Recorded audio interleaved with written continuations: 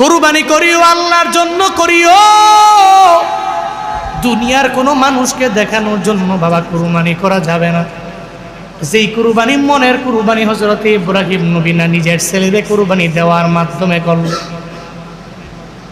হযরত ইব্রাহিম পয়গম্বর যিনি নিজে কোরবানি দিয়ে দিলেন, নিজের ছেলেদের পর্যন্ত দেওয়ার জন্য রওনা, এমনকি ছুরি পর্যন্ত চালাইলো। আল্লাহ পাক ওনারে বড় একটা বালার মধ্যে ফালাইয়া, একটা পরীক্ষার মধ্যে ফালাইয়া আল্লাহ ওনারে প্রথম স্থান অধিকারী বানায় ফেললো। হযরত ইব্রাহিম নবীও জয়যুক্ত হয়ে গেল। ও বাবারা, একটা সন্তান যদি আল্লাহ আপনারে 10 বছর লাগায় না দেয়, 20 বছর লাগায় যদি না দেয়, 30 বছর হয়ে গেল বিয়া করছে, কোনো আল্লাহ পাক সন্তান দেয় না। আমার পরিচিত একজন আছে, 12 বছর হয়ে গেছে, এখনো পর্যন্ত আমার আল্লাহ পাক তারে সন্তান দেয় না।